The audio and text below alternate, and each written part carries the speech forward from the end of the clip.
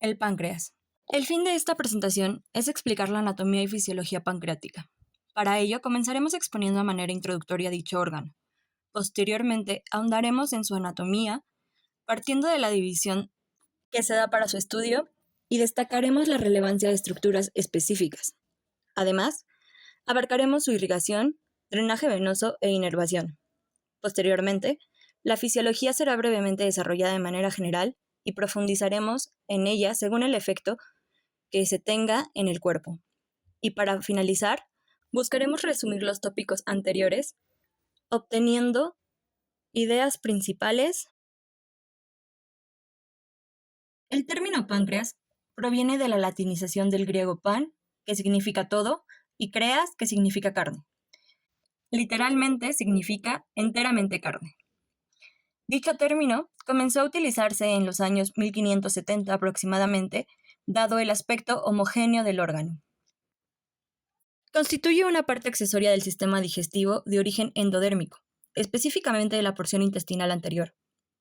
Es un órgano glandular de tipo mixto, es decir, posee funciones endocrinas y exocrinas.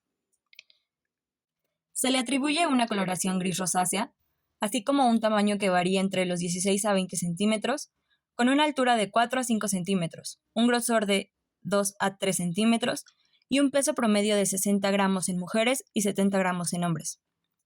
Comenzaremos con la anatomía.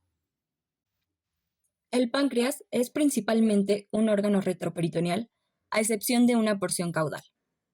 Se sitúa en la pared abdominal posterior a nivel de los cuerpos vertebrales L1 y L2. Se localiza en las regiones epigástrica, epicóndrica derecha y una porción de la región umbilical. Sus relaciones anatómicas son: anterior a él está el estómago, la bolsa omental, el mesocolon transverso, la arteria mesentérica superior. Posterior a él se encuentra la aorta, la vena cava inferior, la arteria renal derecha, las venas renales, tanto izquierda como derecha, los vasos mesentéricos superiores, la vena esplénica, la vena porta hepática, el riñón izquierdo y la glándula suprarrenal izquierda. Superiormente se encuentra la arteria esplénica y lateralmente se encuentra el vaso. Medial a él se encuentra la porción descendente y porción horizontal del duodeno. En la diapositiva observamos un corte transversal donde podemos apreciar las estructuras mencionadas. Para su estudio anatómico, el páncreas se divide en 4 partes. La cabeza, que corresponde a la porción medial y se encuentra directamente relacionada con la porción descendente y horizontal del duodeno, en forma de C.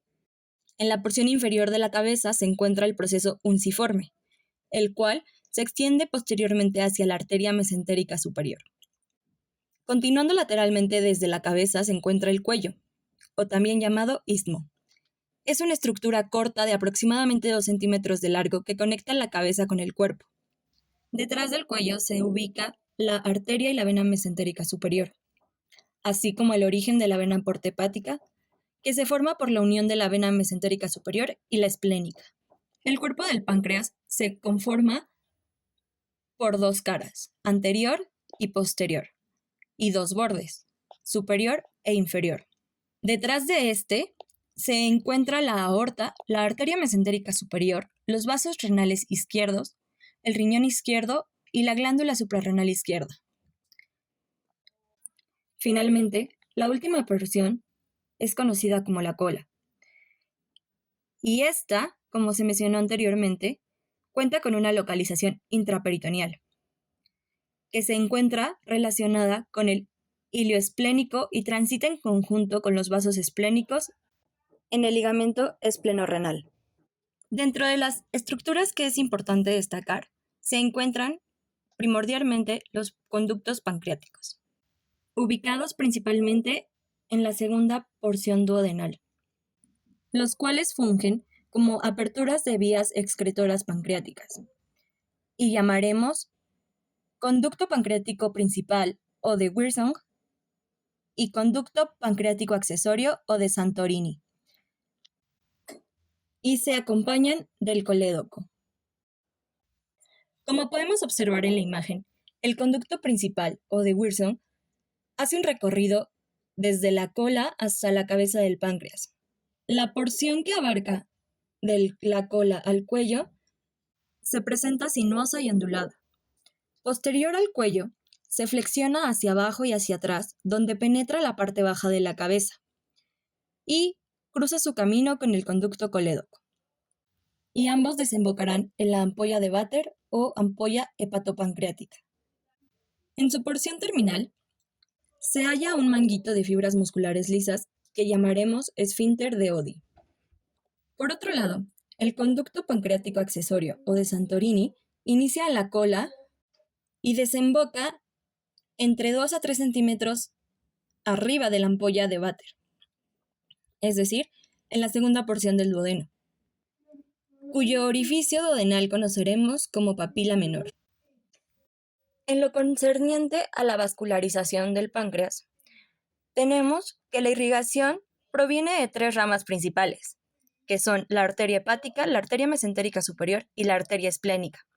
La arteria hepática provee a la arteria gastroduodenal, de la cual derivan las arterias pancreático-duodenales derechas, tanto superior como inferior. Por otro lado, la arteria mesentérica superior provee la rama pancreático-duodenal izquierda, que se divide en una rama superior e inferior que cursan por la cara posterior de la cabeza del páncreas, mientras que la arteria esplénica atraviesa a lo largo de su trayecto, aportando ramas finas que penetran en el cuerpo y cola del páncreas. El drenaje venoso desemboca en el sistema porta, siendo la vena pancreático-duodenal derecha superior la que cursa paralela a la arteria, pero posterior al conducto biliar, la que drena directamente en la vena porta. Por otro lado, la vena pancreático-duodenal derecha inferior nace en la cara posterior del páncreas y drena en el lado derecho de la vena mesentérica superior, encontrada posteriormente al páncreas. Pasando a la inervación pancreática, entendemos que es involuntaria y se recibe a través del sistema nervioso autónomo. Su inervación parasimpática es proporcionada por el nervio vago o décimo par craneal, mientras que la inervación simpática se da por los nervios espláncnicos mayor y menor a nivel de T5 a T12. Estas fibras autónomas viajan hasta el ganglio celíaco y el plexo mesentérico superior, proyectándose finalmente sobre el páncreas. Es decir, emanan del plexo solar, acompañando a la vasculatura y constituyendo en la glándula un plexo interlobulillar, así como plexos periacinosos provistos de células ganglionares especiales. Ahora pasaremos a la fisiología. Como mencionamos antes, el páncreas posee funciones tanto endocrinas como exocrinas.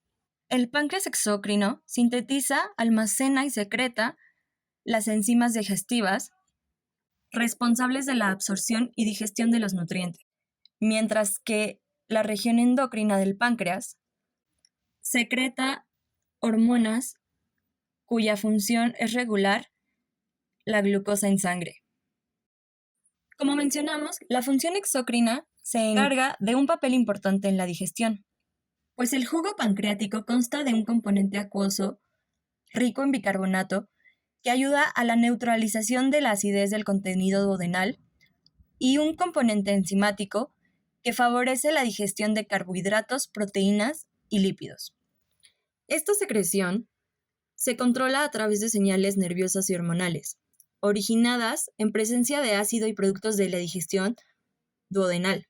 Específicamente, es la secretina la que desempeña un papel determinante en el componente acuoso, mientras que la secreción de las enzimas pancreáticas se da gracias al papel de la colecistocinina.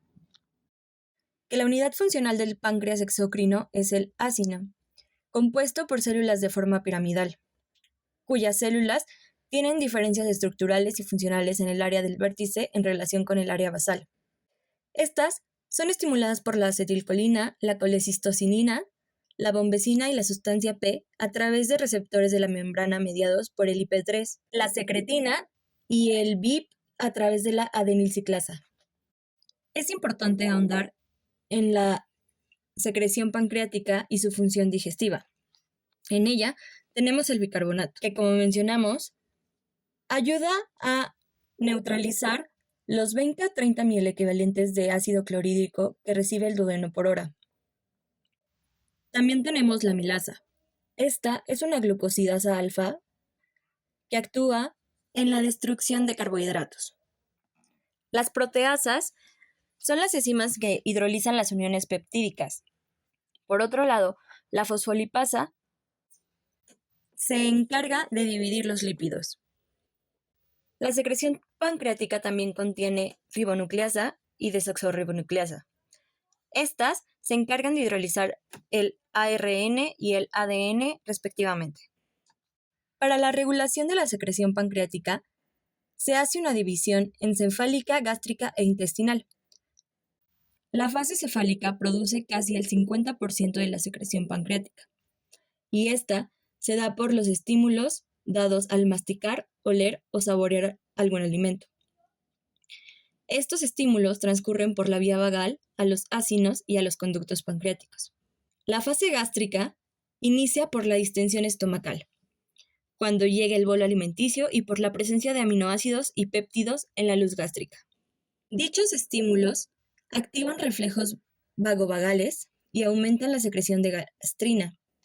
En esta fase, la mayor secreción es de enzimas pancreáticas y no de agua o bicarbonato. Su aporte en la secreción pancreática es de menos del 10% de la secreción total. La última fase, o fase intestinal, es la más importante para la secreción pancreática, pues se inicia con la entrada de quimio gástrico en la luz del duodeno, en la que intervienen el nervio vago, la secretina y la colecistocinina. Pasando a la función endocrina, destacamos los islotes de Langerhans o islotes pancreáticos. Estos poseen una red fina capilar que se encapsulan por colágeno. Habitualmente, el páncreas posee entre 250.000 a 1.750.000 islotes, cuyo diámetro aproximado es de 150 micrómetros, encontrándose en mayor cantidad hacia la cola del páncreas, pese a estar distribuidos a través de todo el órgano. Estos islotes se forman por grupos celulares situados entre las masas glandulares exócrinas. En estos se diferencian distintos tipos celulares especializados y a manera general podemos decir que las células alfa y delta se encuentran en la superficie rodeando a las células beta, que se sitúan en el centro del islote. En el cuerpo humano, grandes vasos dividen al islote en unidades, cada una de las cuales consiste en una unidad central de células beta rodeada por células alfa y delta. Las células alfa son productoras de glucagón, representan del 15 al 20% de las células en los islotes. Las células beta son productoras de amilina, péptido C e insulina y representan del 65 al 80% de las células. Las células gamma son productoras de polipéptidos pancreáticos que comprenden de 3 a 5% del total celular, mientras que las células delta son productoras de somatostatina y constituyen del 3 al 10% de la totalidad celular. Estas hormonas poseen funciones distintas.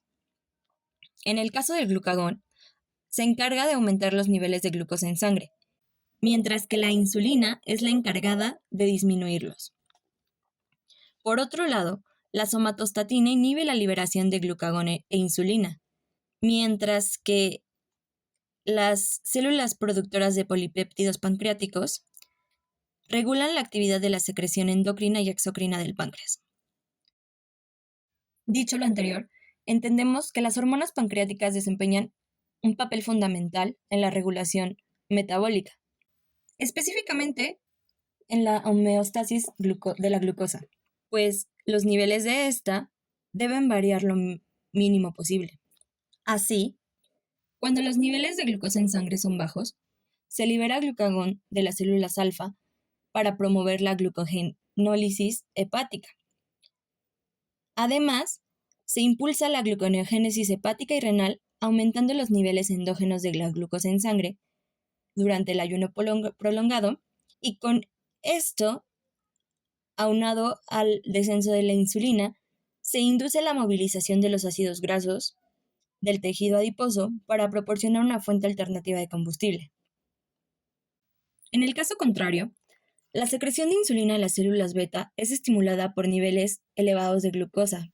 Tras unirse al receptor en el músculo y el tejido adiposo, la insulina permite la captación de glucosa en dichos tejidos, disminuyendo así los niveles de glucosa en sangre. Además, la insulina induce a la síntesis de glucógeno, la lipogénesis y la síntesis de proteínas, promoviendo así la utilización de glucosa. Finalmente, para concluir, expresaremos las ideas más relevantes de la presentación, comenzando con el hecho de la naturaleza del páncreas, que, como bien dijimos, es un órgano glandular mixto, de localización retroperitoneal a excepción de la porción caudal.